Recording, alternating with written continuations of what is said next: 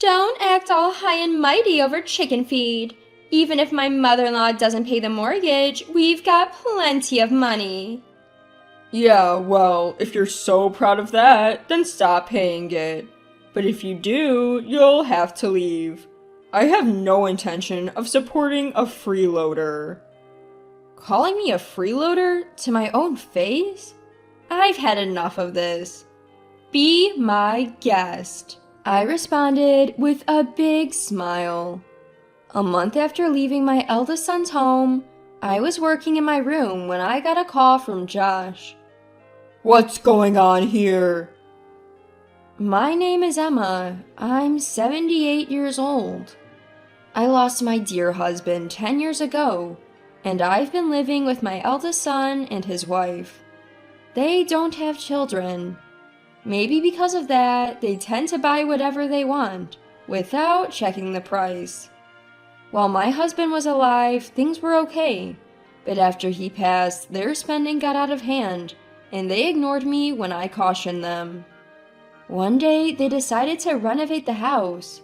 The house is old, and I thought it might be good to fix the plumbing, so I didn't oppose it. But then, they kept adding more and more changes, and before I knew it, they planned a full-scale renovation. They wanted separate bathrooms, kitchens, essentially making it a duplex. I didn't think all that was necessary. Since we moved in, I've never seen Ava cook in the kitchen, and I do all the cleaning. Every room, toilet, and bathroom. Even with 2 kitchens, I'd still be the one making meals, and I can't imagine them cleaning the bathrooms or toilets themselves. I shared my thoughts, but Ava insisted they'd handle household chores if we separated. I wondered why go through all this trouble and expense, but once they get an idea, they don't listen. Since I also plan to live here for a long time, I didn't want to hear any regrets about what we should have or could have done, so I agreed to make it a duplex. Now I won't have to listen to mother-in-law nitpicking. Living with parents is really bothersome. This will be less stressful. Even though I was nearby, they happily had that conversation between themselves. Finally, our 2-family home was complete. It felt spacious, especially because it was just me and my 3 children, and my eldest son and his wife who have no kids. Ava, my daughter-in-law, had claimed she'd handle housework and cooking. A week passed and she hadn't lifted a finger. Come mealtime, they'd both stroll downstairs, practically demanding, "Where's the food?" She didn't bother cleaning either. While I was cleaning downstairs, she'd say, "While you're at it, clean upstairs too." During this time, Ava would be online shopping, and I could only assume more deliveries were on the way. Then Josh, my eldest son, chimed in. "Mom, I'll cover the living expenses. You handle the mortgage." The house was in Josh's name, and due to his numerous additions to the home, the mortgage was a whopping $300,000. I write for a living, but covering the mortgage would devour almost all my income. Still, I didn't protest, partly because I had some savings, and also because I lived here too. I've been paying the mortgage, so my eldest son and his wife, Josh and Ava, could start saving a bit. But they just don't get it. All the money Josh makes goes straight to shopping sprees, not a dime saved. Josh works for a reputable company, but when I caution him about his reckless spending, he talks down to me. "Chill out, Mom. Unlike you, I actually make good money. I have more than enough." Ava, on the other hand, is a stay-at-home wife, but she leaves all the housework to me. She doesn't even bother to bring in the laundry. Just the other day, she told me it was raining and that I should bring in the laundry. She didn't lift a finger to help, just went back to her room. When dinner gets delayed, all they say is, "Isn't dinner ready yet?" I'm starving, but offer no help. Honestly, it makes me wonder why we even decided to live as two families under one roof. I cook meals for three in the first floor kitchen, and they eat it in the first floor living room. They even use the first floor bathroom and toilet like it's no big deal. At this rate, the second floor is merely a place for them to sleep. It's such a waste. You know, we renovated this house. You're not using the second floor kitchen, toilet, or bathroom. Ava, you're at home all day. How about you start cooking, cleaning, and doing the laundry? But we're family. You're always home too, mother-in-law. Can't you just do it for us as well?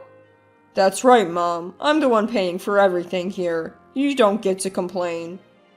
Sure, Josh is covering living expenses, but I'm the one paying the mortgage every month. I work from home and I'm the one paying the mortgage. As soon as I say that, they laugh it off and counter. You call that work? You don't make much. And the mortgage isn't even that big.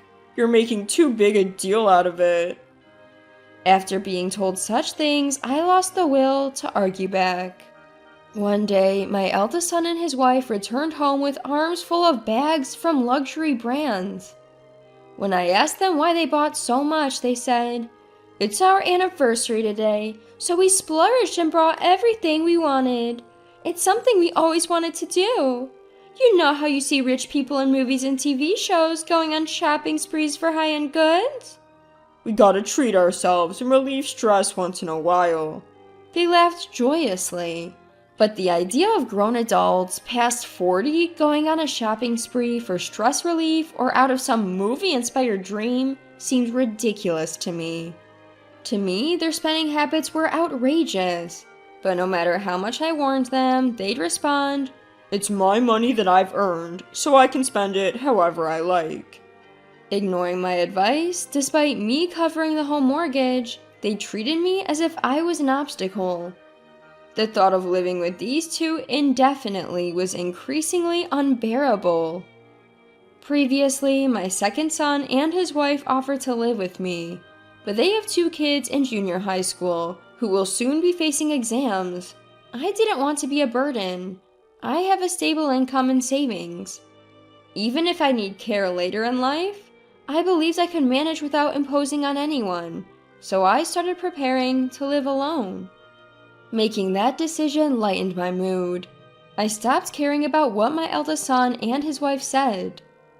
One day, as I was considering going out to buy appliances for my new home, I heard a crash in the kitchen. I rushed over to find Ava standing there, shards of a broken teacup shattered at her feet. "I accidentally dropped the cup while making tea. Mother-in-law, please clean this up," she commanded as if I were her maid. "If you broke it, you should be the one to clean it up." When I said that, Josh butted in from the side. "Mom usually does the housework, so don't make a fuss over something so trivial. You're able to live here because of the money I bring in, you know?" Ava nodded in agreement, but that should be my line. I pay the mortgage and do all the household chores, allowing them to shop recklessly. Didn't I tell you before, I'm the one paying the mortgage? Oh please, don't brag about that chicken feed. Josh works at a prestigious company. Even if you stopped paying, we have plenty of money. Ava sneered. "Yeah, if you're so great, try stopping the payments. But if you do, you'll have to move out. I have no intention of supporting someone useless," Josh added. Useless, he says? To his own mother? That was the last straw. I can't take it anymore. "Sure thing," I said with a wide smile. The feeling of floating on a cloud came over me when they finally asked me to move out. Time to take action. I stopped paying the mortgage as they asked, packed up my belongings within a week, and moved into an apartment I had rented. As I was leaving, Josh said, "Look, I'll forgive you if Mom apologizes." "Why should I have to apologize?" "No thanks, I'd rather not. Knowing I don't have to see your faces anymore makes me quite happy." "Huh? Don't come crawling back." "Believe me, that day will never come. Take care, both of you." I left the house with a sense of freedom. Later, I called my second son and his wife to tell them that I had moved. They were concerned, but their kids offered that I could live with them. I thanked them, but I already had a new place, and to be honest, I was looking forward to living alone. Writing from home, living just for myself, it was something to look forward to. 1 month after moving out from my eldest son's house, the stress had disappeared and I was thoroughly enjoying my solo life. Then, one day while I was working in my apartment, I got a call from Josh.